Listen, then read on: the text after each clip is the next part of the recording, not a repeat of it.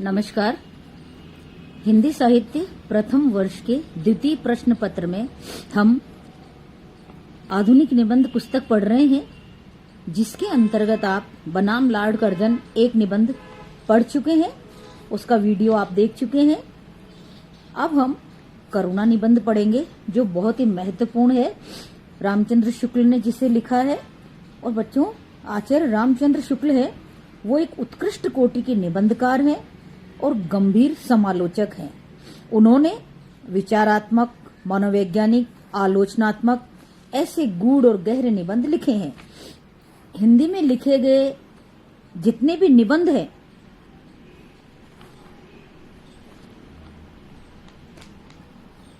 उनमें उनका बहुत महत्वपूर्ण स्थान है। इनकी जो प्रसिद्ध पुस्तक है हिंदी साहित्य का इतिहास, हिंदी आलोचना और हिंदी साहित्य के विस्तार का आधार स्तंभ है। बच्चों, हिंदी साहित्य के अनेक इतिहास ग्रंथ लिखे जा चुके हैं, लेकिन जो वैज्ञानिक दृष्टि, संतुलित एवं तात्विक विवेचन और गंभीर मूल्यांकन शुक्ल जी के इतिहास में देखने को मिलता है, वैसा अन्यत्र कहीं भी देखने को नहीं मिलता। इतिहास और आलोचना का ऐसा समन्वित रूप कहीं भी हमें दूसरी जगह दिखाई नहीं देता। रस मीमांसा भी उनकी एक प्रसिद्ध और उल्लेखनीय कृति है। यद्यपि शुक्ल जी समीक्षक रूप में बहुत अधिक चर्चित है।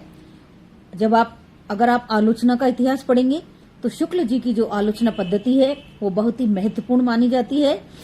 किंतु उन्होंने निबंध भी बहुत सारे लिखे हैं और एक निबंधकार के रूप में भी उनकी बहुत प्रतिष्ठित छवि है। उन्होंने मनोविकार पर जैसे गंभीर विषयों पर विचारपूर्वक और सरस निबंध लिखे हैं। मनोविकारों पर जो उनके निबंध लिखे गए हैं वो चिंतामणि नामक पुस्तक में संकलित है, और कोई एक निबंध जरूर आप 12th तक कहीं न कहीं उनका ऐसा पढ़कर आए होंगे, जिनमें उत्साह, श्रद्धा, भक्ति, करुणा, लज्जा और ग्लानि, लोभ और प्रीति, घृणा, ईर्ष्या, भय और क्रोध आदि उनके उल्लेखनीय मनोविकारों पर लिखे गए निबंध है। ये निबंध बौद्धिक विवेचना की नीरसता से ग्रस्त न होकर सरस और मार्मिक है। इसका मूल कारण ये है कि इन निबंधों को एक मनोवैज्ञानिक या चिंतक के रूप में न लिखकर एक सहृदय विद्वान के रूप में उन्होंने लिखा है। फलस्वरूप उसमें बौद्धिक विश्लेषण और रागात्मकता का तत्व बराबर बना रहता है। शुक्ल जी ने लिखा है चिंतामणि पुस्तक के बारे में कि इस पुस्तक में मेरी अंतर यात्रा में पढ़ने वाले कुछ प्रदेश है। यात्रा के लिए निकलती रही है बुद्धि, पर हृदय को हमेशा साथ लेकर। बच्चों, आपके एग्जाम में ये प्रश्न आता है कि इस उक्ति की समीक्षा कीजिए कि शुक्ल जी के निबंधों की विशेषता है कि यात्रा के लिए बुद्धि निकलती है, लेकिन हृदय हमेशा साथ रहता है। इसका अर्थ यह है बच्चों कि यद्यपि बौद्धिक रूप से भी वो निबंध परिपुष्ट है, लेकिन उसके साथ साथ हृदय पक्ष भी उनका कहीं कमजोर नहीं है। कहा जाता है कि ये निबंध व्यक्ति के हृदय की यात्राएं हैं, और इस यात्रा को संपन्न किया है उनकी बुद्धि ने। इसलिए निबंधों में मन के गूढ़ भावों और वृत्तियों का बड़ी बारीकी से विश्लेषण हुआ है। बुद्धि का कार्य है वैज्ञानिक विश्लेषण करना और उसके स्वरूप और कार्य की तर्क सम्मत व्याख्या करना और सिद्धांत निर्मित करना। यह कार्य शुक्ल जी ने इन निबंधों में किया है। उन्होंने बड़ी सूक्ष्म और हर दृष्टि से हर मनोभाव का विश्लेषण किया है, उनकी ठोस परिभाषा दी है। यही नहीं, एक मनोभाव दूसरे मनोभाव का कहां तक सहयोगी या विरोधी है, या उसके समान के हित अहित में कितना योगदान है, और इन सबका भी गंभीरता पूर्वक विचार किया गया है। अपनी मान्यताओं को लोकानुभव से यथा आवश्यक प्रमाणित भी किया गया है। शुक्ल जी की मर्यादा, शील और लोक मंगल के हिमायती व्यक्ति थे। इन निबंधों के संदर्भ में उन्होंने इन सबका पूरा ध्यान रखा है। चूंकि वे काव्य समीक्षक थे और काव्य शास्त्रीय ज्ञान से समृद्ध भी थे, इसलिए मनोभावों के विवेचन में उनका काव्य शास्त्रीय चिंतन भी सदैव साथ साथ चलता रहा है। इसलिए शुक्ल जी पर निश्चित रूप से एक प्रश्न आएगा। और शुक्ल जी के बारे में सबसे बड़ी बात है वो है उनकी निबंध की शैली, कि शुक्ल जी ने निबंधों को किस प्रकार से, किस शैली में लिखा है। अब मैं आपको ये बताना चाह रही हूँ कि जो निबंध हम पढ़ेंगे, जो आपके कोर्स में है, वो करुणा निबंध है। उसके बारे में थोड़ा सा जो परिशिष्ट उसमें दिया गया है उसको मैं आपको समझा रही हूँ, उससे निबंध आपको बहुत जल्दी समझ में आ जाएगा। करुणा उनका बहुत चर्चित मनोवैज्ञानिक निबंध हो सकता है, आप इसको पढ़ करके भी आए हो, लेकिन अब जब आप इसको पढ़ोगे तो शुक्ल जी की विवेचनात्मक शैली का आपको इसमें दिग्दर्शन हो जाएगा। करुणा जैसे व्यापक मनोविकार का विशद विवेचन उन्होंने इस निबंध में किया है। उनकी दृष्टि में ये दुखात्मक वर्ग में आने वाला मनोविकार है। करुणा जिसके प्रति उत्पन्न होती है उसकी भलाई का उद्योग या प्रयत्न किया जाता है। ये उसी के प्रति उत्पन्न होती है जो दुखी होता है, चाहे वह कोई अपना व्यक्ति हो या कोई पराया हो। अपने पराया के भेद से इसका सघनता और तीव्रता में अवश्य अंतर आता है। अज्ञात व्यक्ति के दुख पर जो दया या करुणा उत्पन्न होती है वह अपने किसी प्रिय के दुख से उत्पन्न करुणा से कम होगी। प्रियजनों के सुख का अनिश्चय मात्र करुणा का उद्रेक कर सकता है। इसलिए करुणा की तीव्रता का सापेक्ष विधान जीवन निर्वाह की सुगमता और कार्य विभाग की पूर्णता के उद्देश्य से समझना चाहिए। अर्थात जो व्यक्ति आपके जितने अधिक निकट होगा उसके दुख का आपको उतना ही अधिक महसूस होगा, और जो थोड़ा आपके निकट नहीं है उसके दुख का महसूस तो उसके दुख को भी आप करेंगे, लेकिन उसकी सघनता में, तीव्रता में अंतर आ जाएगा।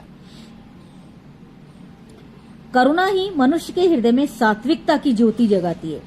वह श्रद्धा जैसे मनोभाव को भी जागृत करती है, क्योंकि किसी को किसी के प्रति करुणा करते देखकर तीसरे व्यक्ति के में करुणा करने वाले के प्रति श्रद्धा का उदय होता है। केवल करुणा ही ऐसा मनोभाव है जो श्रद्धा को उत्पन्न करता है, अन्य कोई नहीं। क्योंकि किसी को किसी से भय, ईर्ष्या, घृणा करते देखकर कोई उसके प्रति श्रद्धालु नहीं होता। तो शुक्ल जी ने ये बताया है करुणा के बारे में, क्या बताया है कि ये सात्विकता की ज्योति जगाती है। अर्थात हम किसी के प्रति करुणा करते हैं, इतना ही नहीं है, किसी दूसरे को भी अगर किसी के प्रति करुणा करते देखते हैं तो हमारे हृदय में उसके प्रति श्रद्धा उत्पन्न हो जाती है। करुणा और प्रेम में अंतर वो ये बताते हैं, करुणा अपने आलम्बन में अपना बीज नहीं बोती, अर्थात जिसके प्रति हम करुणा करते हैं उससे ये नहीं चाहते कि वे भी हमारे प्रति करुणा का भाव प्रदर्शित करें। किंतु प्रेम में ऐसा नहीं होता। प्रेम जिससे हम करते हैं, हम चाहते हैं बदले में वो भी हमसे प्रेम करते। यही करुणा और क्रोध में भी अंतर है।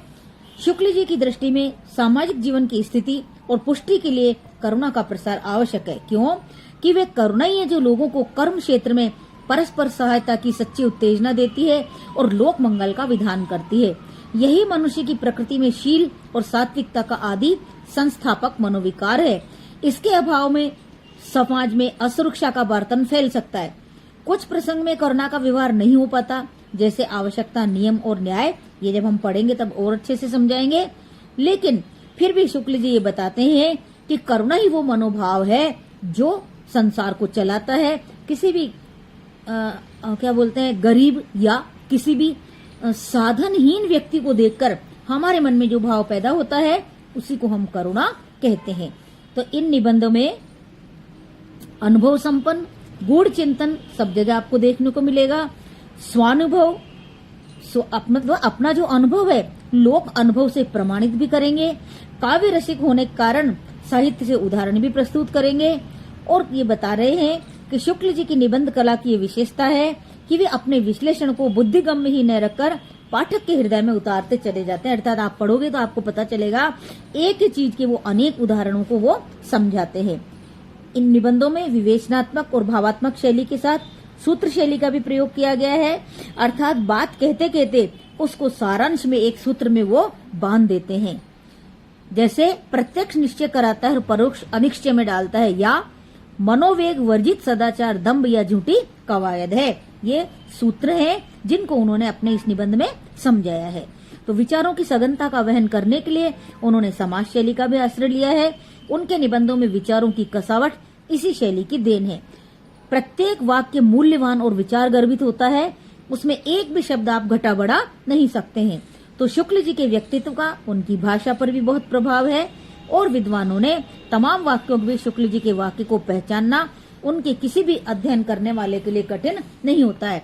तो बच्चों, ये बहुत महत्वपूर्ण निबंध है और शुक्ल जी की निबंध शैली बहुत महत्वपूर्ण है, इसलिए आपको इसको बहुत अच्छे से याद भी करना है और पढ़ना भी है।